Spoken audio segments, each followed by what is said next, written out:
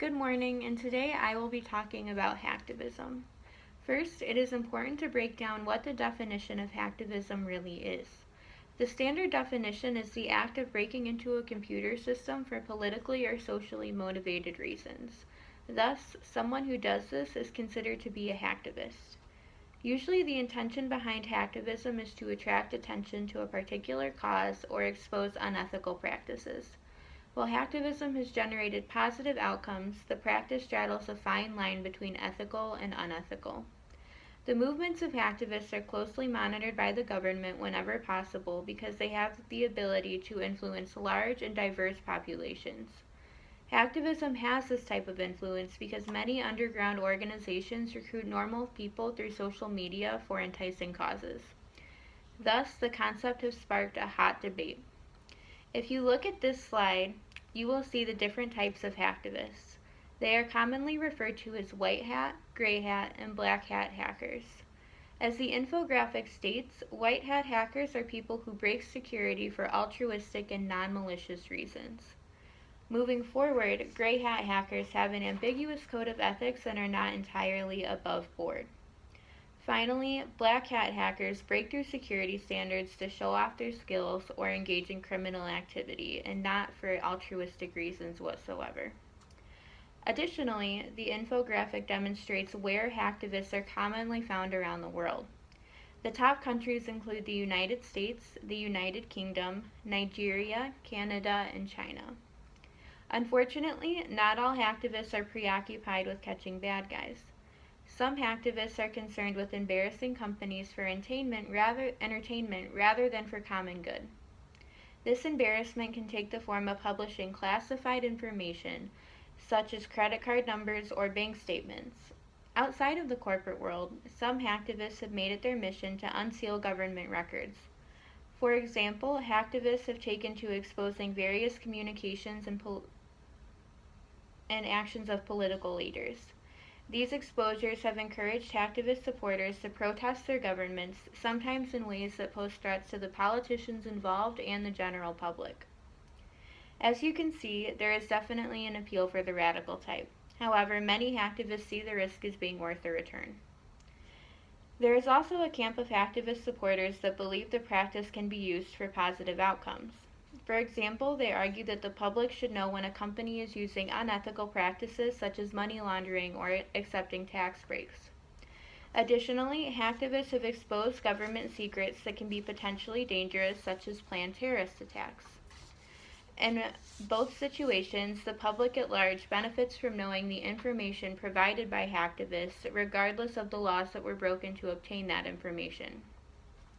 To demonstrate how the public has been reacting to hacktivists, I have found a few news headlines that represent the wide array of opinions surrounding the practice. As you can see, hacktivism has generated substantial interest for a variety of reasons. News sources are interested in questioning the danger, goals, and future of hacktivism. As it stands, hacktivism is perceived as a ticking time bomb in light of national and international politics. No one is sure what these organizations are planning or who they wish to involve.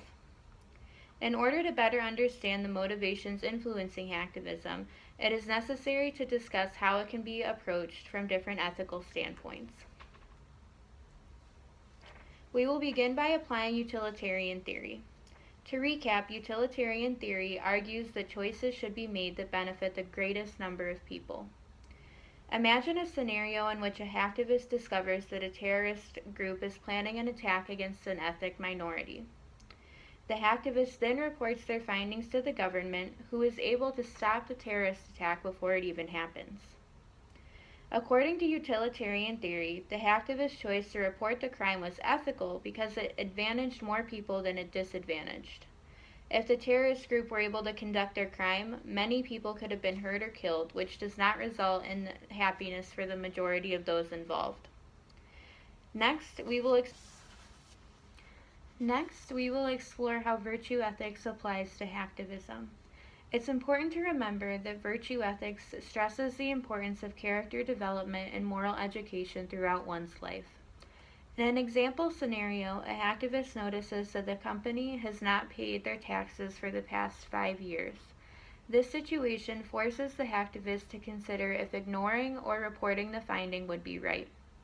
In ignoring the finding, the hacktivist understands that they are concealing a crime from the government. Additionally, the hacktivist does not find it fair that the average person has been paying higher taxes than this multi-million-dollar company. With these findings in mind, the hacktivist decides to report the company because they would feel unethical if they ignored the crime.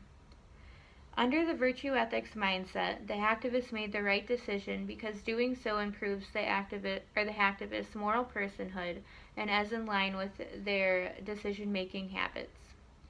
Finally, we will apply deontology or duty-based ethics. This theory states that performing our duties may result in unhappy or undesirable consequences.